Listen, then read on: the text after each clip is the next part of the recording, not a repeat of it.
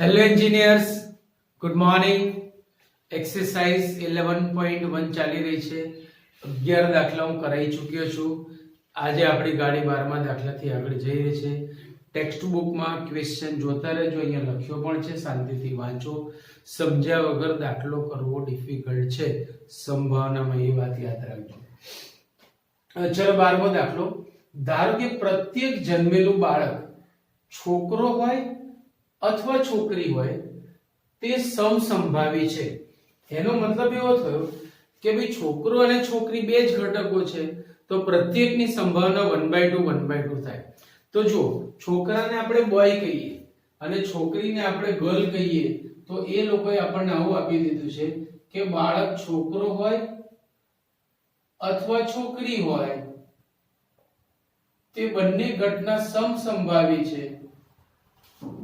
આથી બંનેની સંભાવના 1/2 1/2 થાય. ક્લિયર આટલી વસ્તુ? હવે આગળ શું કહે છે જોતા જાઓ. સમસંભાવી છે. એક કુટુંબમાં બે બાળકો છે.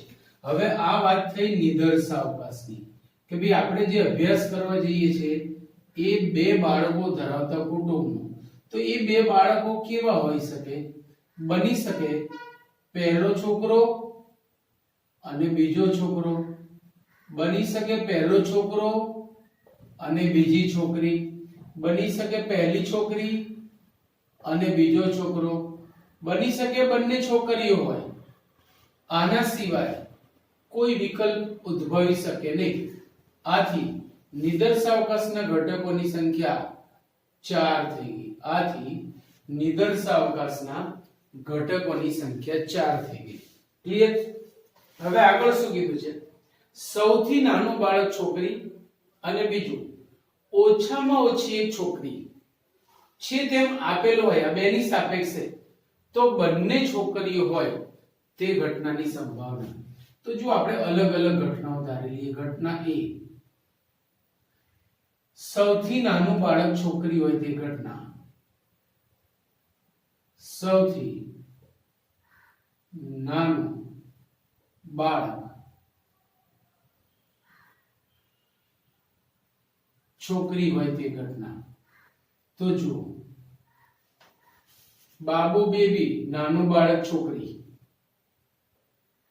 બેબી બાબુ નાનું બાળક છોકરો નહીં આવે, બેબી બેબી નાનું બાળક છોકરી આવશે. તો ઘટના A ના ઘટકોની સંખ્યા થઈ 2. પછી બીજી ઘટના ઓછામાં ઓછી એક છોકરી, ઘટના B. ઓછામાં ઓછી એક છોકરી. તો ભાઈ કયા ઘટકો આવશે? ઓછામાં ઓછી એક છોકરી એટલે એક થી ઓછી છોકરી ના હોવી જોઈએ. એક અથવા એક થી વધારે છોકરી હોય તો ચાલે. આમાં એક પણ છોકરી નથી એટલે ના આવે. આમાં એક છોકરી છે મતલબ આएगा. બીજી આમાં પણ એક છોકરી છે, જીબી એટલે આવશે. આમાં બંને છોકરીઓ છે મતલબ ये भी आएगा. તો આ ઘટનાના ઘટકોની સંખ્યા થઈ 3. તેમ આપેલ હોય તો બંને છોકરીઓ હોય તેની સંભાવના. તો આપણે ઘટના C એક નવી ધારીએ. બંને છોકરીઓ હોય તે ઘટના. ભાઈ બંને છોકરીઓ હોય તો સ્વાભાવિક છે જી જી આएगा r = 1. હવે જો શું કીધું છે આપણને કે સૌથી નાનું બાળક છોકરી છે તેમ આપેલ હોય તો બંને છોકરીઓ હોય તેની સંભાવના, અને બીજું ઓછામાં ઓછી એક છોકરી હોય તો બંને છોકરીઓ હોય તેની સંભાવના.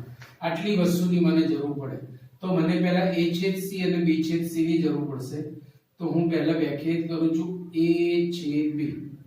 ચલો A/B બંનેમાં હોય તેવા ઘટકો BG અને GG આ બંનેમાં છે. BG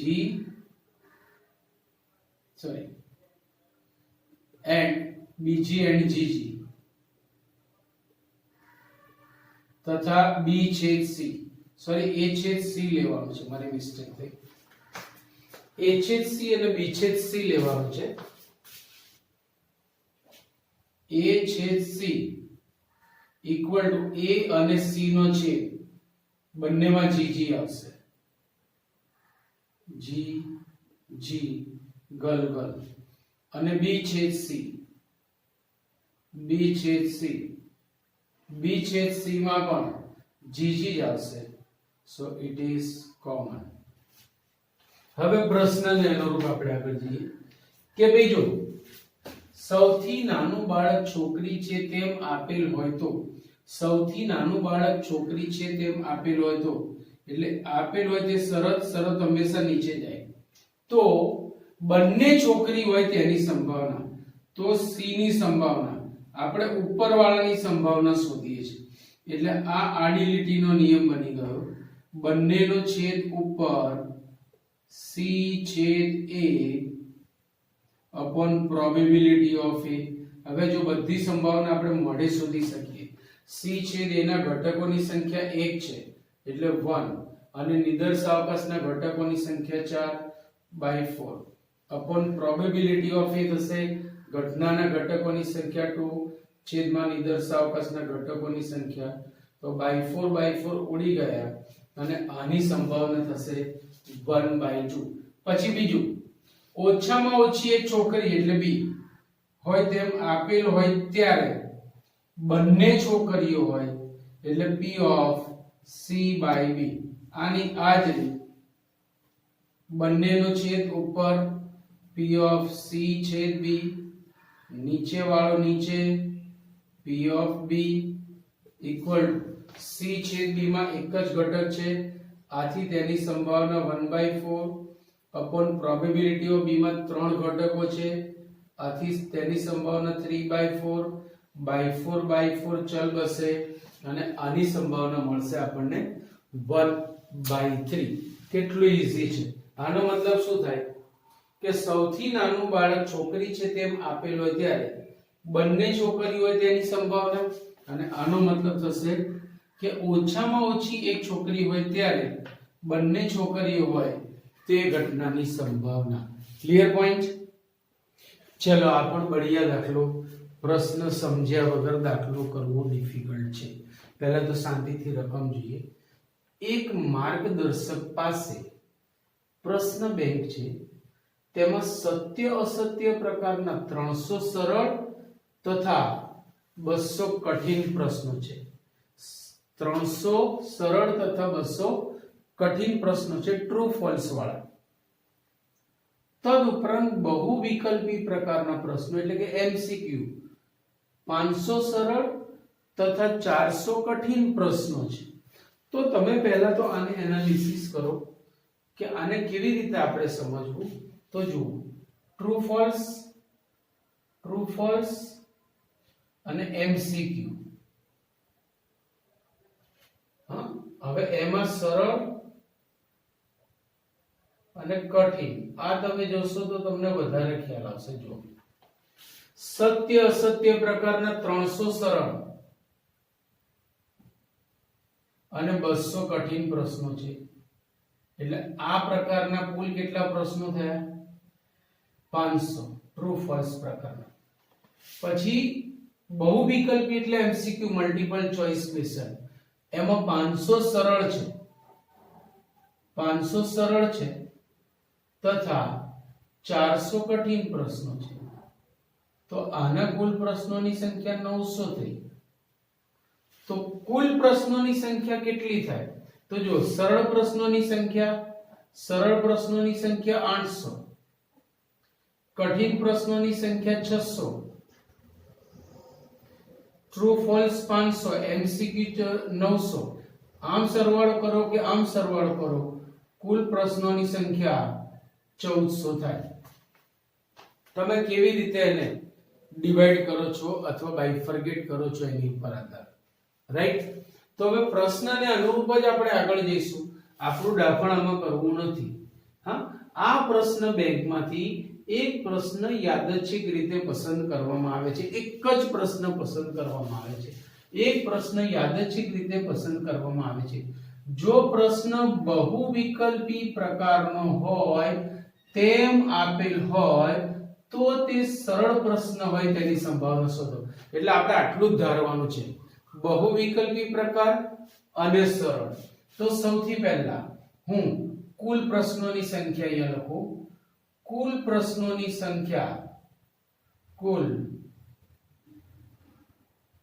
પ્રશ્નોની સંખ્યા ઇઝ ઇક્વલ ટુ, જો ટ્રુ ફોલ્સ પ્રકારના આપણે આમ લખી શકીએ 300 વત્તા 200 વત્તા બહુવિકલ્પી પ્રકારના 500 વત્તા 400, ગમે તે રીતે સરવાળો કરશો, ફાઇનલ આન્સર will be 1400. 1400 પ્રશ્ન થશે. હવે હું આ ઘટના જરૂરી પ્રમાણે દઉં. બહુવિકલ્પી પ્રકારનો પ્રશ્ન હોય, ઘટના એ પ્રશ્ન બહુ વિકલ્પી પ્રકારનો હોય તે ઘટના. અને બી તેમ આપેલો હતો પ્રશ્ન સરળ હોય તેની સંભાવના. બી પ્રશ્ન સરળ હોય તે ઘટના. તો ચલો પ્રોબેબિલિટી ઓફ એ, બહુવિકલ્પી પ્રકારના કુલ પ્રશ્નો કેટલા? 900 અને કુલ પ્રશ્ન 1400. સો 900 ભાગ્યા 1400 એટલે કે 9/14. પછી P of B, પ્રશ્ન સરળ હોય. સરળ પ્રશ્નો કેટલા? તો કે 800. 300 સત્ય અસત્યના અને 500 MCQ ના, એમ 800. 800 માંથી એકની પસંદગી 800 રીતે થાય અને કુલ 1400 પ્રશ્નો. સો 8/14. હવે તમે જ્યારે શરતી સંભાવના શોધતા હોય ત્યારે છેદની જરૂર પડે ને પડે. તો આપણે P of A છેદ બી લઈએ. આનો મતલબ એવો થયો કે પ્રશ્ન બહુવિકલ્પી હોય અને સરળ હોય. પ્રશ્ન બહુવિકલ્પી હોય, બહુવિકલ્પ એટલા રહ્યું, અને સરળ હોય, એ બંનેનો છેદ આ રહ્યો.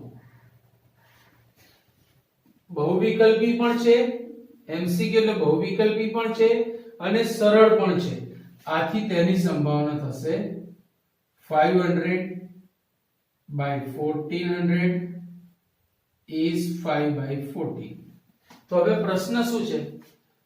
પ્રશ્ન બહુવિકલ્પી પ્રકારનો હોય તેમ આપેલ હોય ત્યારે, આપેલ હોય તે સરળ, શરત હંમેશા નીચે જાય, ત્યારે તે સરળ હોય તેની સંભાવના શોધો. જેની संभावना शोधवी है वो ऊपर आएगा, वो आपको भी पता है. चलो बन्ने नो छेद ऊपर, P of B छेद A लखो के A छेद B लखो, कोई फर्क नहीं पड़ेगा. Upon P of A upon P of A. चलो P of A छेद B मेळवेलू छे 5/14 अपॉन P of A पण मेळवेलू छे 9/14/14/14 चल बसे. So our final answer is 5/9. बहुत शांति थी जोजो, मिक्स થઈ જાય, ગરબડ થાય એવો આ દાખલો છે. આ જે મેં અહીંયા માળખું બનાવ્યું છે, આ જે વિતરણ કર્યું છે ઘટનાઓનું, ઘટકોનું, એ ખાસ ધ્યાન રાખજો. રાઈટ? ચલો 14મો દાખલો, થોડો નાનો ને સારો દાખલો, સાપેક્ષ છે. બે પાસા ફેંકવાથી, એટલે તમને નિદર્શાવકાશ આપી દીધું છે કે બે પાસા ફેંકવાથી શું નિદર્શાવકાશ બને. ચલો પહેલામાં પહેલો આપણે નિદર્શાવકાશ જોઈ લઈએ. u = ચલો પહેલા પાસા પર મળતા ઘટકો 1 2 3 4 5 6 અને બીજા પાસા પર મળતા ઘટકો 1 2 3 4 5 6 થશે. આથી 6 × 6 એટલે નિદર્શાવકાશના ઘટકોની સંખ્યા થશે 36. એમાં 1 1 1 2 1 3 1 6 2 1 2 2 2 3 2 6 3 1 3 2 3 3 3 6 આવા 36 ઘટકો આવશે. આગળ જઈએ. બે પાસા ફેંકવાથી એનો નિદર્શાવકાશ આવે. મળતી સંખ્યાઓ ભિન્ન છે તેમ આપેલ હોય તો એ શરત થઈ. એટલે પહેલા આપણે એના માટે ઘટના ધારીએ કે ઘટના A મળતી સંખ્યાઓ ભિન્ન હોય તે ઘટના. મળતી સંખ્યાઓ ભિન્ન હોય તે ઘટના. તો હવે જો કુલ 36 ઘટકો, એમાં 6 ઘટકો એવા હશે કે જેમાં સમાન સંખ્યાઓ મળે, લાઈક 1 1 2 2 3 3 4 4 5 5 6 6. આ 6 ઘટકો એવા છે કે જેમાં તમને સમાન ઘટકો મળે છે. આથી એના સિવાયના ઘટકો તમે લો તો કયા ઘટકો આવે? જો 1 1 ના આવે, પછી 1 2 1 3 થી ક્યાં સુધી 1 6, પછી 2 1 2 2 नहीं आएगा, 2 3 થી ક્યાં સુધી 2 6 સુધી. એમ કરતા કરતા છેલ્લો ઘટક આવશે 6 5, 6 6 નહીં આવે. આથી આ ઘટનાના ઘટકોની સંખ્યા થશે 30, કારણ કે પેલા 6 ઘટકો નહીં આવે. 1 1 2 2 3 3 4 4 5 5 6 6 એ 6 ઘટકો નહીં આવે, એ તમે જાણો છો. આગળ ભિન્ન છે તેમ આપેલ હોય તો બે પાસાઓ પરની સંખ્યાઓનો સરવાળો 4 હોય તો હું તેને ઘટના B ધારી લઉં. બે પાસાઓ પરની સંખ્યાઓનો સરવાળો 4 હોય તે ઘટના. તો ચલો પાસાઓ પરની સંખ્યાઓનો સરવાળો 4 હોય. જેમ કે 1 1 માં નહીં આવે, 1 2 માં નહીં, 1 3 માં 1 3 માં આવશે. એટલે 1 3 માં સરવાળો 4 આવશે, પછી 2 2 માં સરવાળો 4 આવશે, અને પછી 3 1 માં સરવાળો 4 આવશે. પછી ક્યાંય નહીં આવે. 4 0 નામનો કોઈ ઘટક છે જ નહીં અને આગળ જવાનો કોઈ પ્રશ્ન રહેતો નથી. એટલે ઘટના B ના ઘટકોની સંખ્યા થશે 3. હવે જ્યારે શરતી ઘટનાની વાત હોય તો છેદ ઘટના એટલે કે છેદ ગણ તો લઈ જ લેવો. ચલો 1 3 તો કે બંનેમાં છે, મતલબ આएगा. 2 2 આમાં છે પણ આમાં નહીં આવે, કારણ કે એ એટલે ભિન્ન ઘટકો વાળી છે. પછી 3 1 બંનેમાં આવશે, સો 3 1. સો નિદર્શાવકાશના ઘટનાના ઘટકોની સંખ્યા 2. તો તમારે અલગથી સંભાવના શોધવી હોય તો પણ તમે આમ શોધી શકો. જેમ કે P of A ઘટનાના ઘટકોની સંખ્યા એટલે કે 30 છેદમાં નિદર્શાવકાશના ઘટકોની સંખ્યા P of B, B એટલે ઘટનાના ઘટકોની સંખ્યા 3 છેદમાં નિદર્શાવકાશના ઘટકોની સંખ્યા, અને P of A છેદ B ઘટનાના ઘટકોની સંખ્યા છેદમાં નિદર્શાવકાશના ઘટકોની સંખ્યા. હવે શું કીધું છે? મળતી સંખ્યાઓ ભિન્ન છે તેમ આપેલ હોય તો, એટલે ઘટના એ ઉદ્ભવી ચૂકેલ છે તેમ આપેલ હોય ત્યારે બંને પાસા પરની સંખ્યાઓનો સરવાળો 4 હોય એટલે કે ઘટના B ની સંભાવના શોધો. A ને સાપેક્ષ B ની સંભાવના. શરત હંમેશા નીચે જાય તે ગુણાય. આડી લીટીના નિયમ પ્રમાણે બંનેનો છેદ ઉપર B છેદ A લખો કે A છેદ B લખો, કોઈ જ ફેર નહીં પડે. છેદમાં નીચે વાળો નીચે, सो प्रोबेबिलिटी ऑफ A, चलो P ऑफ A छेद B कितना है? तो वो है 2/36 अपन P ऑफ A कितना है? तो कि 30/36, 36 चल बसे 2/30 is equal to 1/15. So it is the probability. Clear point? So please write down. લખી લો આટલું એટલે આગળ જઈએ. 15મો દાખલો. એકચ્યુઅલી દાખલામાં કોઈ દમ નથી પણ એની રકમમાં દમ છે. દાખલો બચ્ચું દાખલો છે, રકમ સમજો તો. સૌથી પહેલા રકમ પર આપણે એટેક કરીએ. પાસાને ફેંકવાના પ્રયોગનો વિચાર કરો. કર્યો ભાઈ? કરો. પાસા પર મળતો પૂર્ણાંક 3 નો ગુણિત હોય, 3 નો ગુણિત એટલે 3 6 9 12, તો તે પાસાને ફરીથી ફેંકો. ચલો, પાસા પરનો પૂર્ણાંક 3 નો, હું નિદર્શાવકાશ લખું છું. જો પાસા પરનો પૂર્ણાંક 3 નો ગુણિત હોય તો 9 ને 12 નહીં આવે, તો પાસાને ફરીથી ફેંકો. ચલો, ફેંક્યું એટલે એના ઘટકો આવા હોઈ શકે. પાસા પરનો પૂર્ણાંક 3 નો ગુણિત હોય તો તે પાસાને ફરીથી ફેંકો. અને જો પાસા પર અન્ય કોઈ પૂર્ણાંક મળે, એટલે કે અથવા 3 નો ગુણિત ના હોય, મતલબ 1 2 3 ના આવે, 4 5 6 ના આવે, અન્ય કોઈ પૂર્ણાંક મળે તો એક સિક્કાને ઉછાળો. ઉછાળ્યો ભાઈ, સિક્કો ઉછાળો. તમે કહેશો એમ કરીશું. જો 3 નો ગુણિત મળે તો પાસો ફરીથી ઉછાળો, અથવા 3 નો ગુણિત ના હોય તો સિક્કો ઉછાળો. હવે આના ઘટકોની સંખ્યા કેટલી થશે? તો કે જો આની પાસે 2 ઘટકો છે, ગુણ્યા 2 6 12, અથવા એટલે સરવાળો, આની પાસે ઘટકોની સંખ્યા છે 4, ગુણ્યા 2 4 2 ને 8, equal to 12 + 8 is equal to 20. તો આ થઈ નિદર્શાવકાશના ઘટકોની સંખ્યા. ઘટકો લખવા હોય તો લખી શકાય, પણ કોઈ જરૂર નથી.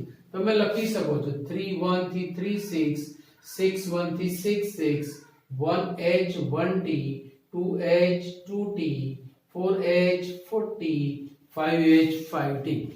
લખવા હોય તો લખી શકાય, પણ કોઈ મતલબ છે નહીં એનો. આગળ જઈએ. આ થઈ ગઈ વાત નિદર્શાવકાશ. હવે શું કહે છે? અહીં સુધી આવ્યા. પાસા પર ઓછામાં ઓછી એક વખત પૂર્ણાંક 3 મળે તેમ આપેલ હોય તો આ શરત થઈ. શરત હંમેશા નીચે જશે, જોજો ભાઈ, પણ મારે ઘટના તો ધારવી પડે ને. પાસા પર ઓછામાં ઓછી એક વખત પૂર્ણાંક 3 મળે તેમ આપેલ હોય તો જો ઓછામાં ઓછી એક વખત 3 મળે તો ભાઈ કયા ઘટકો આવશે? બોલો. ઓછામાં ઓછી એક વખત 3 મળે તો 3 1 થી 3 6 તો આવશે જ, જેમ કે 3 1 3 2 3 3, બે વખત પણ ચાલે, કારણ કે ઓછામાં ઓછી એક વખત કીધું છે. 3 3, પછી 3 4, 3 5 and 3 6. ત્યાર પછી જો 6 3 માં પણ એક વખત 3 આવે છે, તો 6 3 भी आएगा, કારણ કે આપણે નિદર્શાવકાશમાંથી ઘટકો લેવાના છે ભાઈ. તો આમાં ઓછામાં ઓછી એક વખત 3 છે. આ ઘટનાના ઘટકોની સંખ્યા થશે 1 2 3 4 5 6 7. સો r is equal to 7. હવે ઘટના બી આ સરળ છે. પાસા પર ઓછામાં ઓછી એક વખત પૂર્ણાંક 3 મળે તેમ આપેલ હોય તો સિક્કા પર કાંટો મળે તે ઘટનાની સંભાવના. તો પહેલા તો એ ઘટના વ્યાખ્યાયિત કરીએ. સિક્કા પર કાંટો મળે તે ઘટના. ચલો ભાઈ, સિક્કા પર કાંટો મળે એવા કયા કયા ઘટકો? તો જો 1t 2t 4t અને 5t. આના સિવાય કોઈ ઘટકો ના મળે. 1t 2t 4t 5t.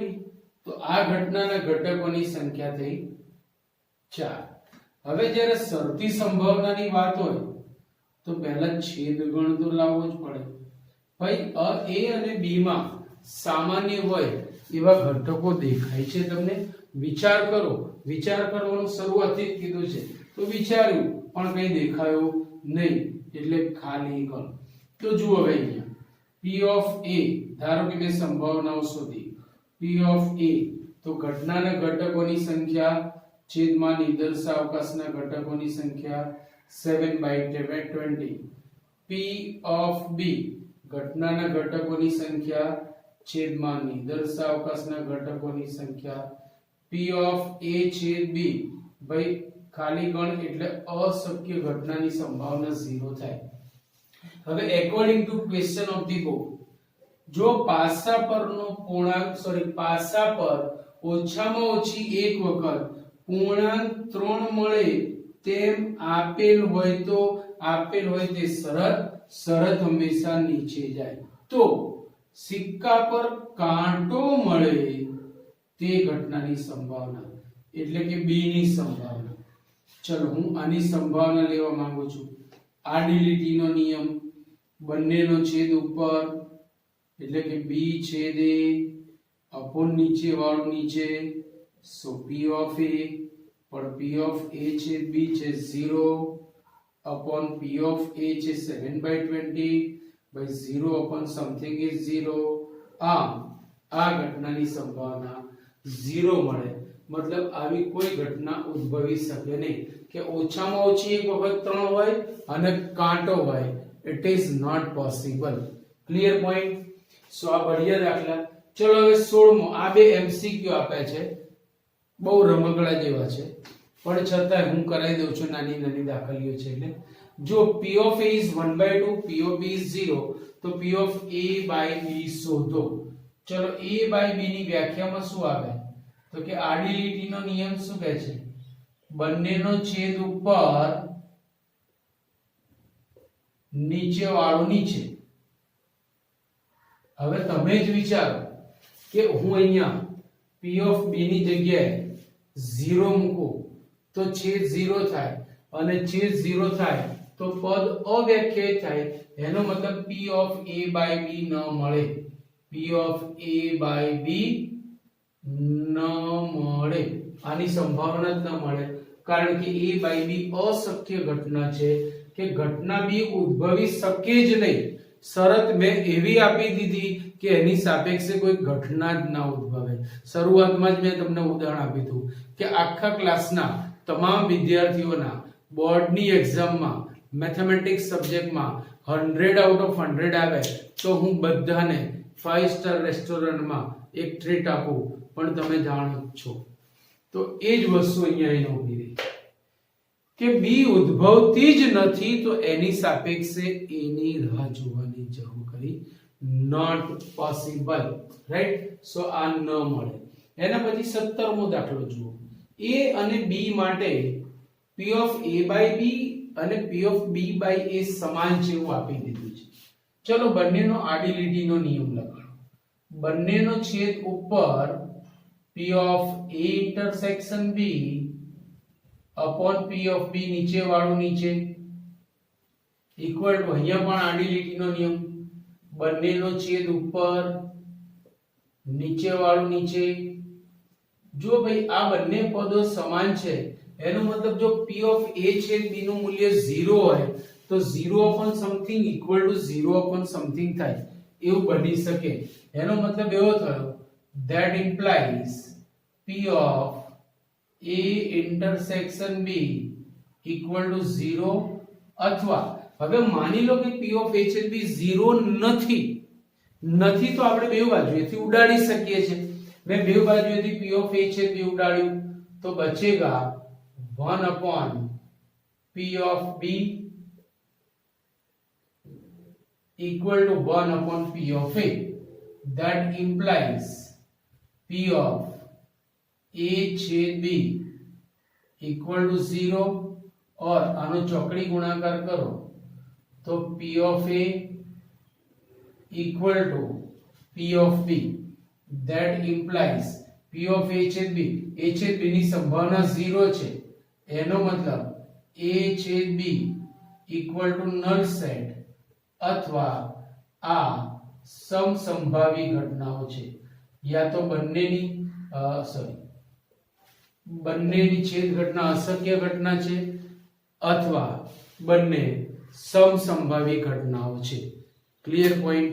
તો આપણું સ્વાધ્યાય 11.1 આજે અહીંયા પૂરું થાય છે. In the next lecture we will start the second last topic. બે જ ટોપિક બાકી રહ્યા છે આપણા, એમાંથી છેલ્લેથી બીજો ટોપિક આપણે ચાલુ કરવાના છીએ. રાઈટ. સો મળીશું નેક્સ્ટ લેક્ચરમાં. See you. Bye bye. Tata.